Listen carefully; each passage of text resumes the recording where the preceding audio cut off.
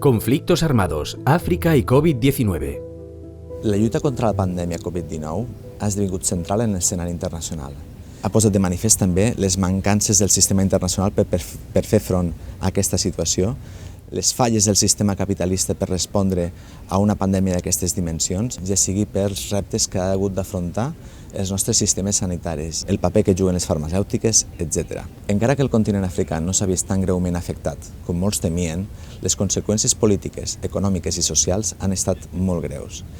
I al mateix temps, aquesta situació de pandèmia ha emergit en un context de fragilitat i inestabilitat que es remunta als darrers anys i que s'ha agreujat en els darrers temps. En el continente se han contabilizado casi 8,5 millones de casos, de los cuales han muerto 217.483 personas. África subsahariana lidera el ranking mundial con un número mayor de personas no vacunadas, con 1.108 millones de un total estimado de 1.122 millones de personas en el 2021. En otras palabras, solo el 5,23% de la población africana habría recibido la pauta completa de la vacuna a fecha del 20 de octubre del 2021. A més de la inequitativa distribució i accés a les vacunes, la pandèmia ha tingut altres impactes, greus impactes arreu del continent, més enllà dels aspectes sanitaris. Restricción de los derechos.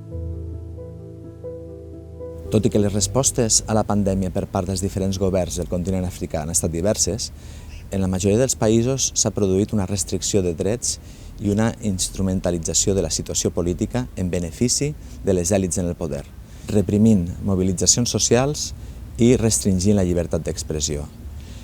I al mateix temps s'han produït mobilitzacions socials per fer front a aquesta situació. L'ús dels cossos de seguretat i la restricció de l'espai civil per a reprimir aquestes mobilitzacions socials ha comportat el debilitament dels diferents governs civils al continent que a sobre han rebut una feble resposta per part de la comunitat internacional de cara a fer front a aquestes situacions de violència i de vulneració dels drets humans. Si bé el 2013 la Unió Africana es va comprometre a intentar silenciar les armes al 2020, aquesta fita no s'ha assolit i la pandèmia ha contribuït a perllongar aquesta situació. En el año 2020 se registraron a nivel mundial 34 escenarios de conflictividad armada, 15 de los cuales transcurrieron en África. En este sentido, en los últimos años, las poblaciones civiles han sufrido un deterioro en la situación de seguridad e importantes crisis humanitarias. Los conflictos armados más graves del 2020 en África fueron los que afectaron a Camerún, República Democrática del Congo, Libia, Mali y la región del Sahel Occidental, la región del lago Chad, Somalia y el Sudán del Sur, que causaron más de 1.000 víctimas mortales en cada uno de ellos. También se tienen que sumar el conflicto armado en la región etíope de Tigré a causa de la escalada de la violencia desde noviembre del 2020, así como el conflicto en el norte de Mozambique por el grave deterioro durante el año 2020.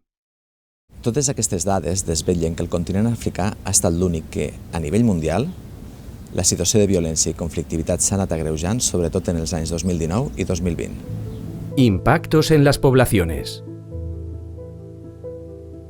En general, els conflictes armats a l'Àfrica subsahariana han tingut greus impactes en els llocs on transcorrien, sobretot respecte a la població civil, pel que fa a greus vulneracions de drets humans i del dret internacional humanitari. Nigeria, en el marco del conflicto en el lago Chad, continuó siendo el país donde la práctica de guerra de secuestros y desaparición de civiles había provocado la cifra más elevada de personas que seguían desaparecidas en toda África en 2020, aumentando a 23.000. Així mateix, actors armats estatals i no estatals van continuar perpetrant violència sexual i de gènere contra dones i nenes de forma molt significativa. Els desplaçaments forçats provocats per l'impacte dels conflictes armats i els desastres naturals, agravats per l'emergència climàtica, van continuar durant l'any 2020. La República Democrática del Congo continúa ocupando el primer lugar en población desplazada en el continente de los últimos años, 6,1 millones a finales de 2020, seguido por Somalia, 3,9, Sudán del Sur, 3,8, Etiopía, 2,7, Nigeria, 2,6 y el Sudán, 2,6 millones.